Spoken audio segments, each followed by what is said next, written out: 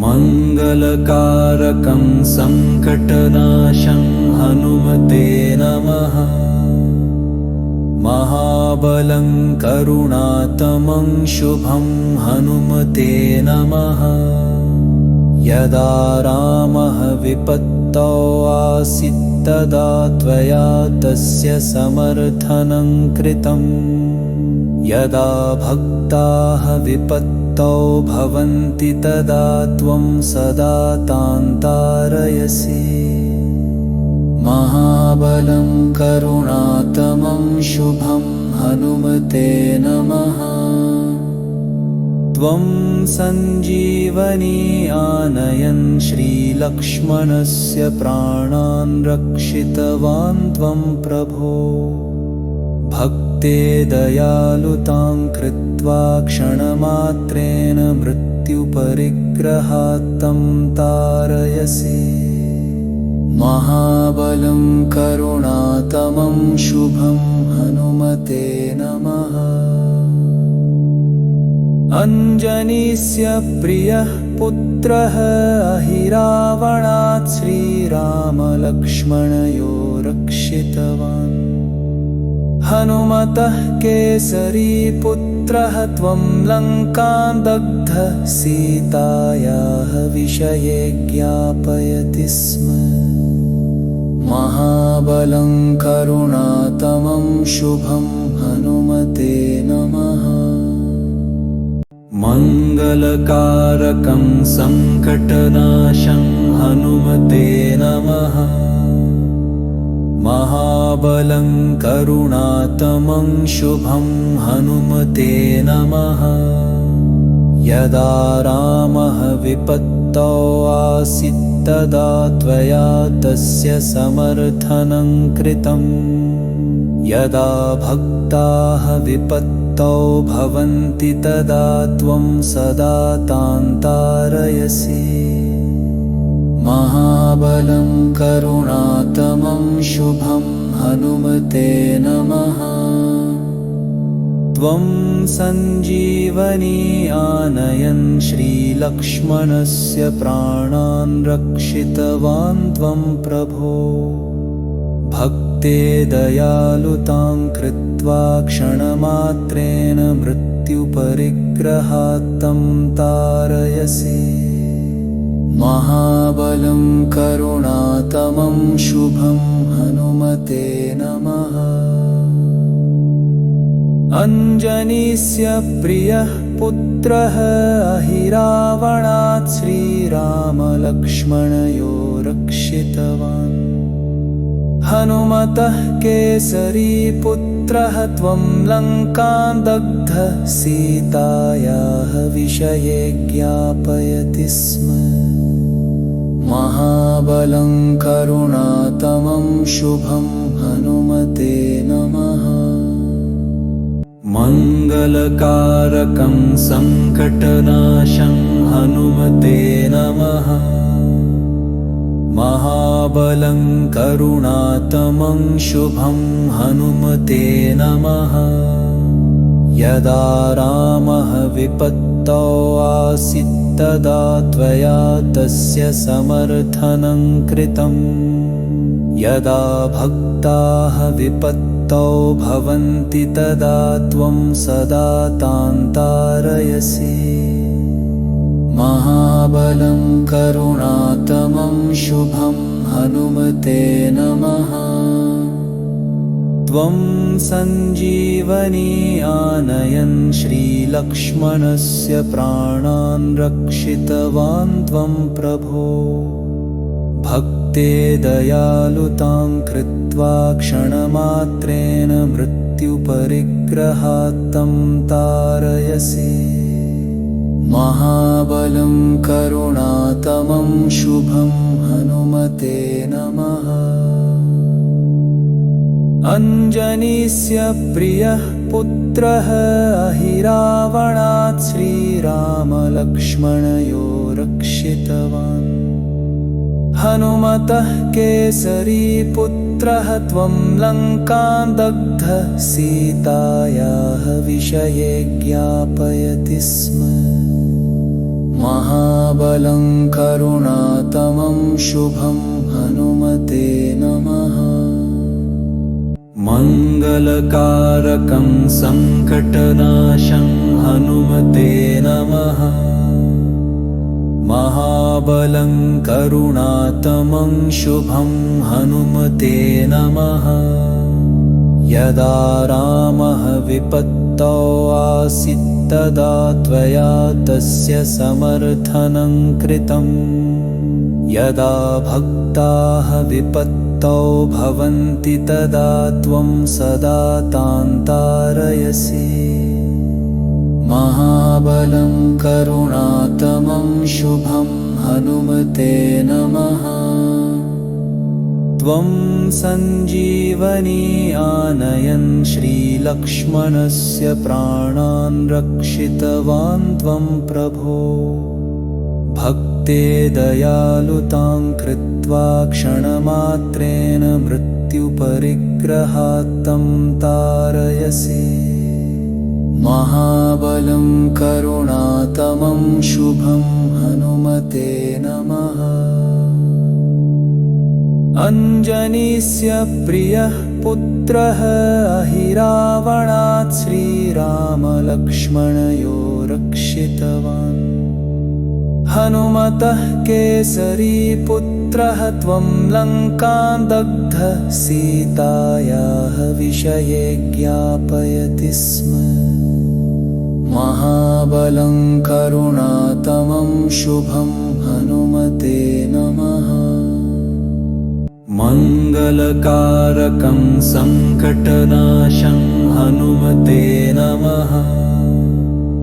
महाबलं करुणातमं शुभं हनुमते नमः। यदा रामः विपत्तौ आसीत् तदा त्वया तस्य समर्थनं कृतं। यदा भक्ताः विपत्तौ भवन्ति तदा त्वं सदा तान् तारयसि। महाबलं करुणातमं शुभं हनुमते नमः। त्वं सञ्जीवनी आनयन् श्रीलक्ष्मणस्य प्राणान् रक्षितवान् त्वं प्रभो। भक्ते दयालुतां कृत्वा क्षणमात्रेण मृत्युपरिग्रहात् तं तारयसि। महाबलं करुणातमं शुभं हनुमते नमः। अञ्जनीस्य प्रियः पुत्रः अहिरावणात् श्रीरामलक्ष्मणयो रक्षितवान्। हनुमतः केसरीपुत्रः त्वं लङ्कां दग्धः सीतायाः विषये ज्ञापयति स्म। महाबलं करुणातमं शुभं हनुमते नमः। मङ्गलकारकं सङ्कटनाशं हनुमते नमः। महाबलं करुणातमं शुभं हनुमते नमः। यदा रामः विपत्तौ आसीत् तदा त्वया तस्य समर्थनं कृतं। यदा भक्ताः विपत्तौ भवन्ति तदा त्वं सदा तान् तारयसि। महाबलं करुणातमं शुभं हनुमते नमः। त्वं सञ्जीवनी आनयन् श्रीलक्ष्मणस्य प्राणान् रक्षितवान् त्वं प्रभो। भक्ते दयालुतां कृत्वा क्षणमात्रेण मृत्युपरिग्रहात् तं तारयसि। महाबलं करुणातमं शुभं हनुमते नमः। अञ्जनीस्य प्रियः पुत्रः अहिरावणात् श्रीरामलक्ष्मणयो रक्षितवान्।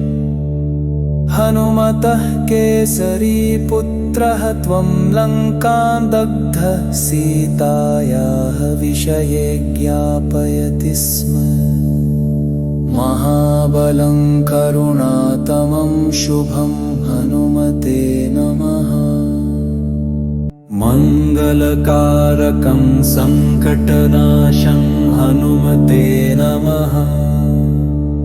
महाबलं करुणातमं शुभं हनुमते नमः।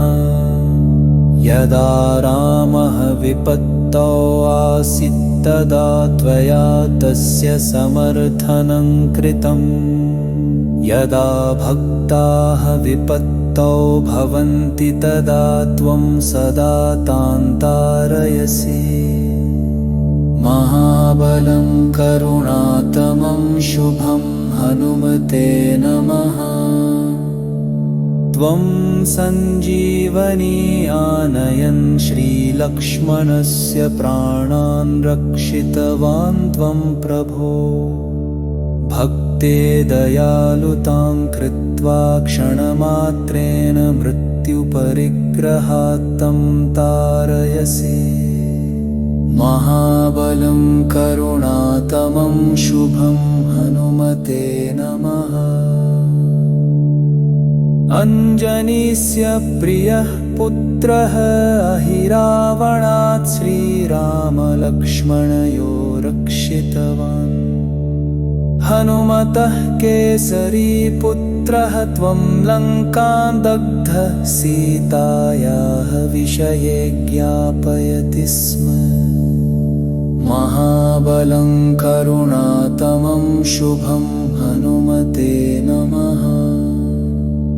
मङ्गलकारकं सङ्कटनाशं हनुमते नमः। महाबलं करुणातमं शुभं हनुमते नमः। यदा रामः विपत्तौ आसीत् तदा त्वया तस्य समर्थनं कृतं। यदा भक्ताः विपत्तौ भवन्ति तदा त्वं सदा तान् तारयसि। महाबलं करुणातमं शुभं हनुमते नमः।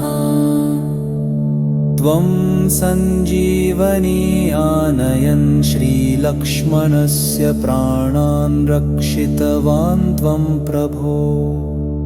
भक्ते दयालुतां कृत्वा क्षणमात्रेण मृत्युपरिग्रहात् तं तारयसि।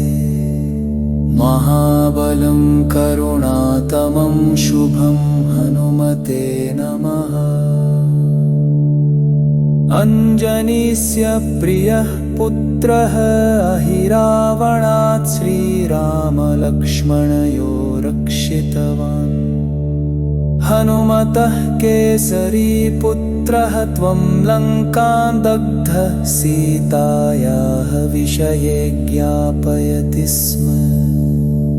महाबलं करुणातमं शुभं हनुमते नमः।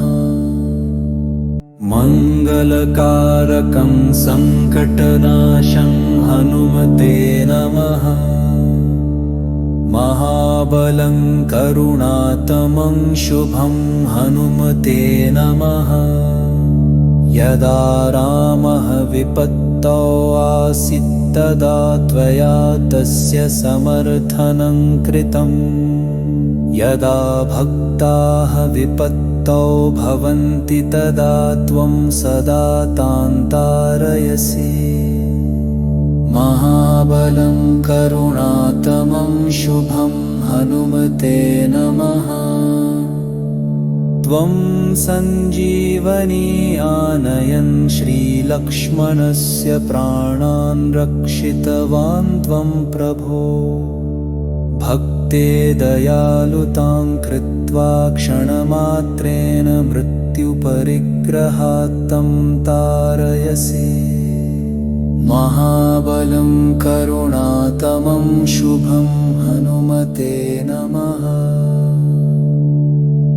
अञ्जनीस्य प्रियः पुत्रः अहिरावणात् श्रीरामलक्ष्मणयो रक्षितवान्। हनुमतः केसरी पुत्रः त्वं लङ्कां दग्धः सीतायाः विषये ज्ञापयति स्म। महाबलं करुणातमं शुभं हनुमते नमः। मङ्गलकारकं सङ्कटनाशं हनुमते नमः। महाबलं करुणातमं शुभं हनुमते नमः। यदा रामः विपत्तौ आसीत् तदा त्वया तस्य समर्थनं कृतम्। यदा भक्ताः विपत्तौ भवन्ति तदा त्वं सदा तान् तारयसि। महाबलं करुणातमं शुभं हनुमते नमः। त्वं सञ्जीवनी आनयन् श्रीलक्ष्मणस्य प्राणान् रक्षितवान् त्वं प्रभो। भक्ते दयालुतां कृत्वा क्षणमात्रेण मृत्युपरिग्रहात् तं तारयसि। महाबलं करुणातमं शुभं हनुमते नमः। अञ्जनीस्य प्रियः पुत्रः अहिरावणात् श्रीरामलक्ष्मणयो रक्षितवान्। हनुमतः केसरी पुत्रः त्वं लङ्कां दग्धः सीतायाः विषये ज्ञापयति स्म। महाबलं करुणातमं शुभं हनुमते नमः। मङ्गलकारकं सङ्कटनाशं हनुमते नमः। महाबलं करुणातमं शुभं हनुमते नमः। यदा रामः विपत्तौ आसीत् तदा त्वया तस्य समर्थनं कृतम्। यदा भक्ताः विपत्तौ भवन्ति तदा त्वं सदा तान् तारयसि। महाबलं करुणातमं शुभं हनुमते नमः। त्वं सञ्जीवनी आनयन् श्रीलक्ष्मणस्य प्राणान् रक्षितवान् त्वं प्रभो। भक्ते दयालुतां कृत्वा क्षणमात्रेण मृत्युपरिग्रहात् तं तारयसि। महाबलं करुणातमं शुभं हनुमते नमः। अञ्जनीस्य प्रियः पुत्रः अहिरावणात् श्रीरामलक्ष्मणयो रक्षितवान्। हनुमतः केसरी पुत्रः त्वं लङ्कां दग्धः सीतायाः विषये ज्ञापयति स्म। महाबलं करुणातमं शुभं हनुमते नमः।